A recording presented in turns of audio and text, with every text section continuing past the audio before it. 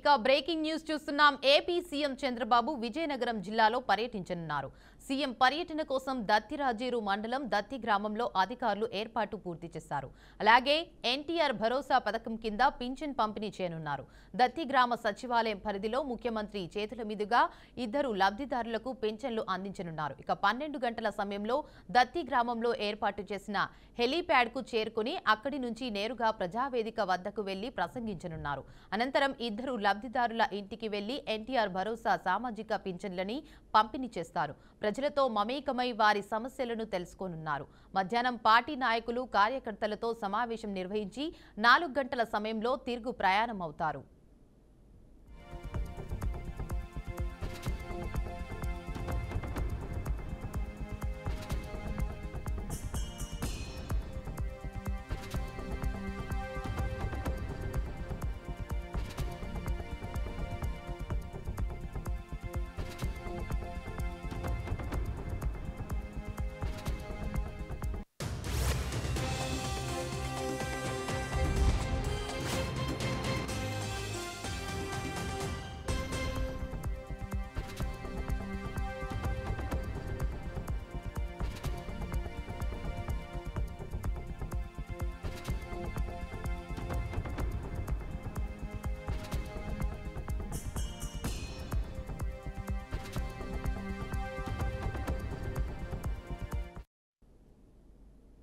ఇక ఇదే అంశంపై మరింత సమాచారాన్ని మా ప్రతినిధి పరశురామ్ అందిస్తారు. చెప్పండి పరశురామ్.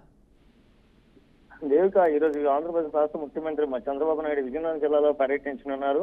అయితే నేరుగా ప్రస్తుతం ఢిల్లీలో ఉన్న చంద్రబాబు నాయుడు విశాఖపట్నం 11:30 గంటలకు ఎయిర్పోర్ట్ కు చేరుకొని అక్కడి నుంచి ప్రత్యేక హెలికాప్టర్ లో విజయనగరం జిల్లా గజనగరం నియోజకవర్గం దత్తరాజేరు మండలం దత్తి గ్రామంలో ఉన్న హెలిప్యాడ్ వద్దకు చేరుకుంటారు.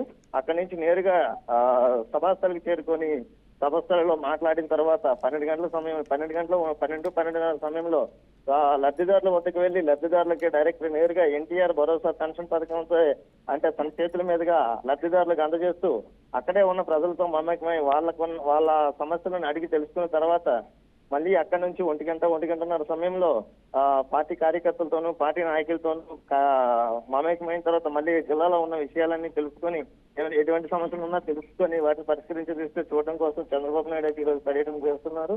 అయితే అక్కడి నుంచి మళ్ళీ 4 గంటల సమయంలో మళ్ళీ తిరుపతిమై తన నివాసానికి ఉండవల్లి చేరుకునే అవకాశం అయితే ఉంది.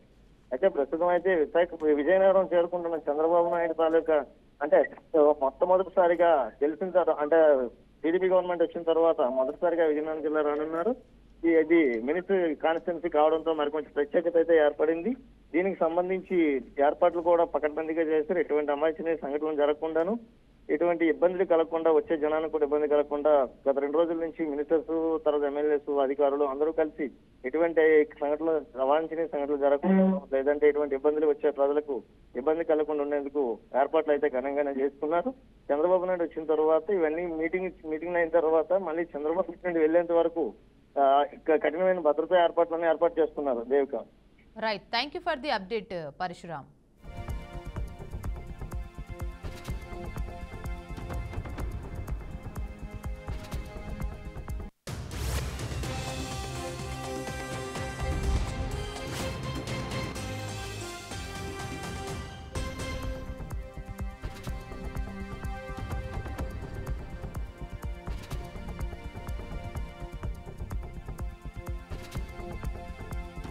ఇవాళ ఎమ్మెల్యేల అనర్హత పిటిషన్లపై విచారణ జరగనుంది. ఇక స్పీకర్ గడ్డం ప్రసాద్ ఛాంబర్లో ఉదయం 11 గంటలకు విచారణ జరగనుంది. ఎమ్మెల్యేలు ప్రకాష్ గౌడ్, గూడెం మహిపాల్ రెడ్డి, యాదయ్య అడ్వకేట్లను బీఆర్ఎస్ అడ్వకేట్లు క్రాస్ ఎగ్జామినేషన్ చేయనున్నారు.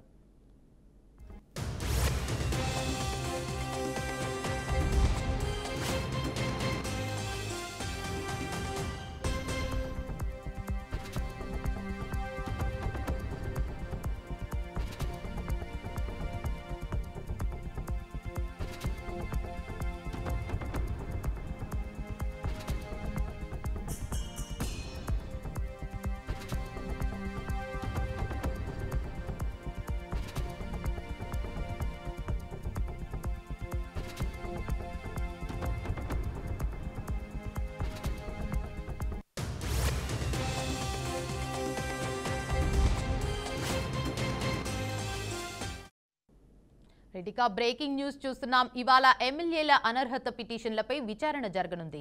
స్పీకర్ గడ్డం ప్రసాద్ ఛాంబర్లో ఉదయం 11 గంటలకు విచారణ జరగనుంది.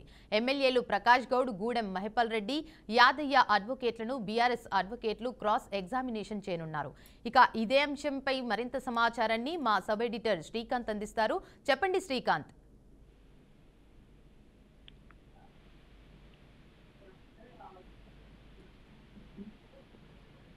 చెప్పండి శ్రీకాంత్.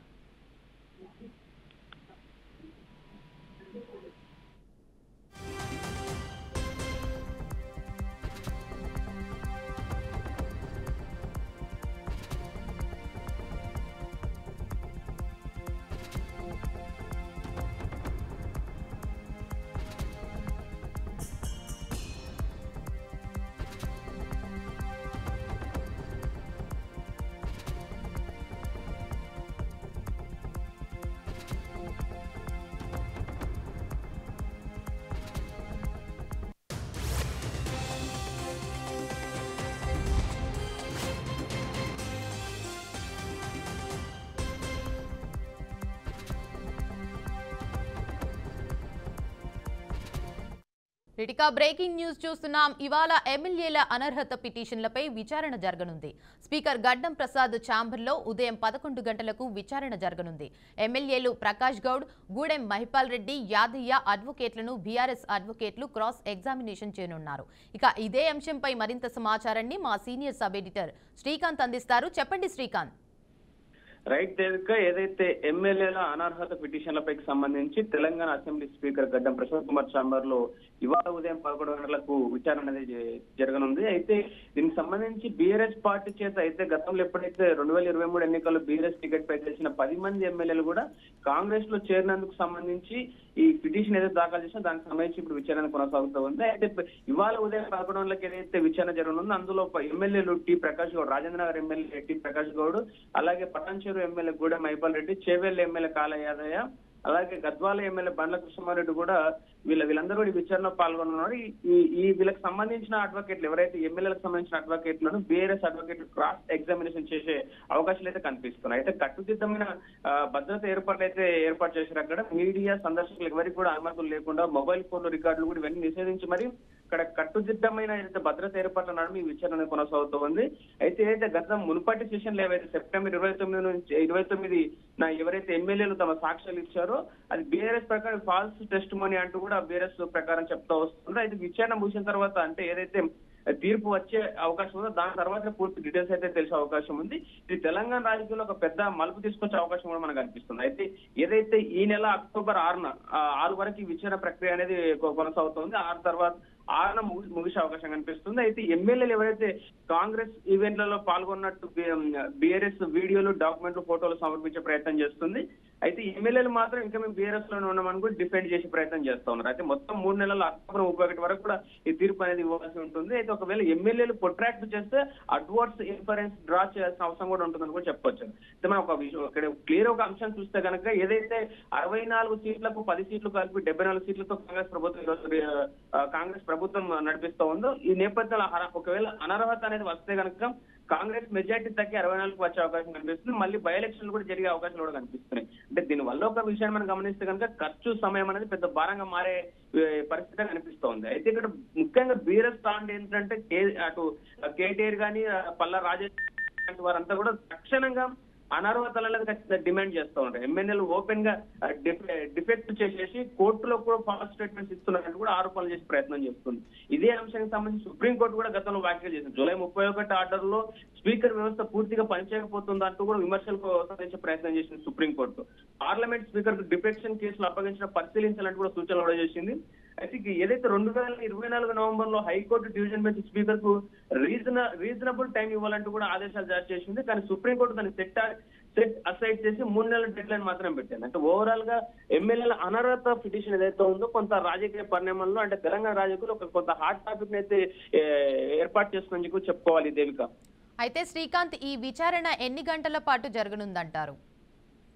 మరి గతంలో చూసుకుంటే కనుక ఏదైతే సెప్టెంబర్ 29న సెషన్ ప్రారంభమైనప్పుడు ఒక్కొక్క ఎమ్మెల్యేకు 1 గంట మాత్రం కేటాయించారు. ఇప్పుడు కూడా సేమ్ అలాగే 1 గంట మాత్రమే కేటాయించే అవకాశం ఉంటుంది. ఈ విచారణ ఏదైతే క్లియర్ గా బీఆర్ఎస్ అక్కడ ఏదైతే ఆరోపణలు చేస్తుందో ఆరోపణల ప్రాతిపదికన ఎమ్మెల్యేలకు సంబంధించిన అడ్వకేట్లు ఏదైతే మాట్లాడుతారో ఆ రెండు అంశాలకు సంబంధించి కూడా పూర్తి స్థాయిగా ఒక 1 hour లో దానికి సంబంధించిన నిజ నిజాలు ఆధారాలను బయటపెట్టి దానికి సంబంధించి విచారణ కొనసాగే అవకాశాలు అయితే కనిపిస్తా ఉన్నాయి Devika. Right, thank you for the update Srikanth.